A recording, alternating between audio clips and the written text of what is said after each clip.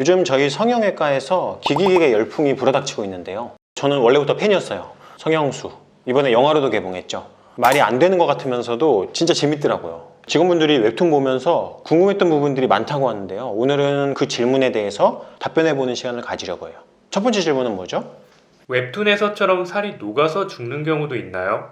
이렇게 죽기까지 하는 성형수의 부작용 얘기가 나와서 말인데, 저렇게 살이 녹아내려서 사망하게 되는 경우는 없지만 지방흡입하다가 큰 사고가 발생하게 되기도 합니다. 대량 지방흡입을 하게 되면 장기간의 시간이 소요되죠. 그리고 조직 손상도 많이 발생하고 전해질 장애도 생길 수 있죠. 대표적인 사망 원인은 여러 가지 요인에 의해서 발생하는 동맥 혈전증이에요. 그리고 숙달된 의사가 수술하지 않는다면 복막 천공 같은 게 발생해서 사망하는 경우도 있어요. 배가 뚫려갖고 복부 장기까지 손상받는 거예요. 웹툰에서는 타인의 살을 이식할 수 있다는 게 나왔는데요. 여기서는 개인마다 살의 등급도 책정했는데 혹시 현실에서도 지방 이식하기 좋은 살과 안 좋은 살이 나눠져 있나요?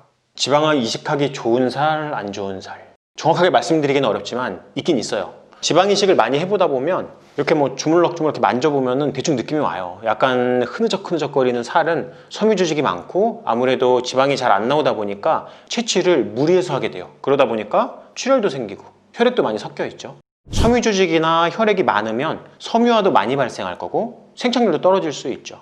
이렇게 만졌을 때 근육까지 만지지 말고 피하 지방으로 아주 이렇게 땡땡하게 만져지는 부위가 지방 이식으로 쓸 지방을 채취하기 아주 좋은 부위예요. 대표적인 부위가 허벅지죠. 그리고 안쪽 말고 바깥쪽 허벅지. 채취할 때 보면은 아주 섬유조직이나 혈액 없이 아주 샛노랗게 나와요. 완전 뭐 우리가 속된 말로 금광 찾았다 뭐 이런 얘기해요. 노랗게 지방이 아주 예쁘게 나와요.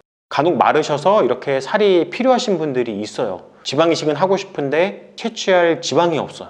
그래서 지방 이식을 할 때는 반드시 생착률을 최대한 높일 수 있는 방법으로 수술을 해야 돼요.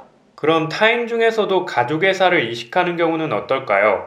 완전히 다른 남보다는 부작용이 적을 것 같은데 제 생각이 맞을까요?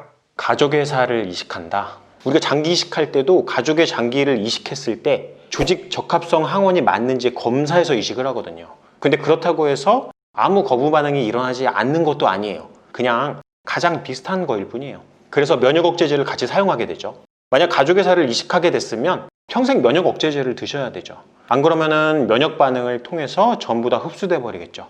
근데 그런 얘기도 있어요. 사실 지방 이식의 과정에서는 일부는 지방이 생착이 되고 또 일부는 스캐폴드라고 얘기하기도 하는데 조직 틀 같은 거죠. 뭐 여하튼 그렇게 자리 잡는다기보다는 실제 생착되지 않아도 볼륨 증대의 이런 효과를 낸다고 하기도 해요. 근데 저라면 안 할 것 같아요.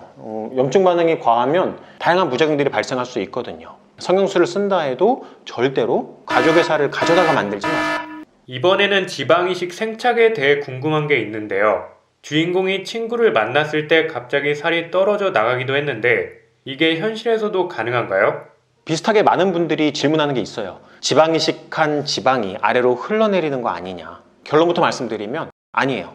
이식한 조직은 대개 생착 과정에서 염증 반응을 거쳐서 결합 조직으로 연결이 되기 때문에 이식된 조직이 이동하거나 흘러내리는 일은 없습니다.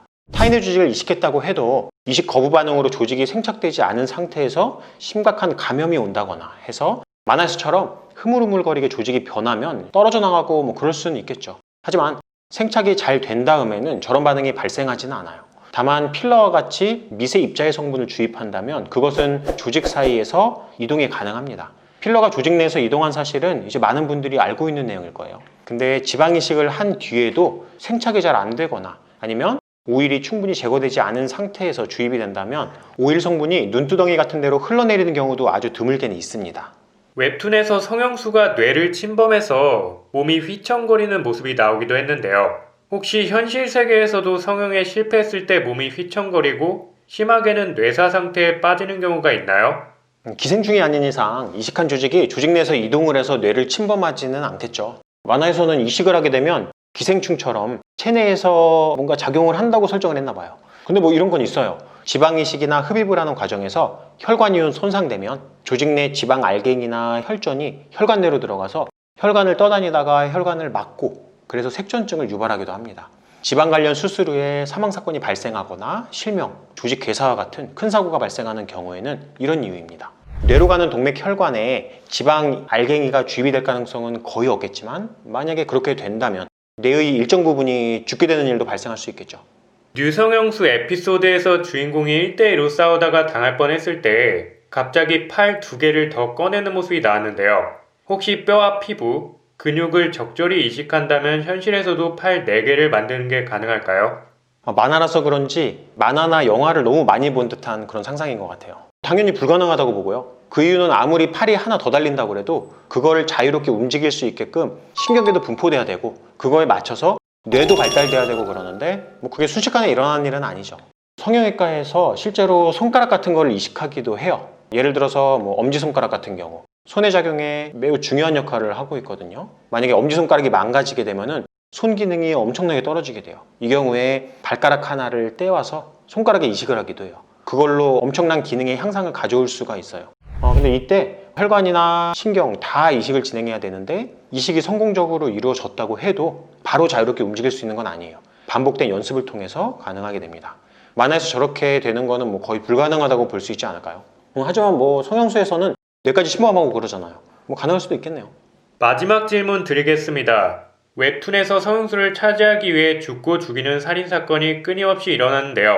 예쁜 얼굴을 갖기 위해 이렇게까지 해야 될 필요가 있을까요? 성형외과 의사로서 소신 있는 발언 부탁드립니다. 정말 중요한 질문입니다. 예쁜 얼굴이 되기 위해서 살인까지 서슴지 않는 경우, 비슷한 경우는 아니지만 이런 경우는 몇 번 봤어요. 성형수술 비용을 마련하려고 부모님의 명품 핸드백을 몰래 가져와서 팔아서 수술 비용 마련하거나 고의자의 불법 대출 이런 걸 이용을 해서 수술비 마련한다거나 이런 경우도 있었어요. 저는 이번 성형에 실패하면 죽을 거다. 외모가 전부인가요? 목숨까지 걸 만큼? 범죄까지 저지를 만큼? 저는 이건 아니라고 봐요. 근데 외모라는 게 절대적인 것은 아니지만 사람을 판단하는 데 첫인상이 상당히 중요하긴 한 것 같아요. 그런 짤 많이 돌아다니잖아요. 미남, 미녀 같은 경우 첫 만남인데 바라보는 눈빛부터가 달라요. 그런 분들은 아재기가 하나 해도 웬만한 유명 개그맨이 빵빵 터뜨렸을 때 나오는 그런 리액션이 나와요. 참 안타까운 일이긴 하지만 이런 인상이 주는 효과가 생각보다 커서 면접, 소개팅, 모임, 직장생활 이런 데서 시작부터 불리하게 시작되는 경우가 많아요. 이런 부당함 때문에 성형으로 답을 찾는 분들도 많은 것 같고요. 우리가 아무리 노력해도 그런 원초적인 거, 사회 안에서 지배적인 가치관을 바꾼다는 거는 너무 어려운 일이거든요.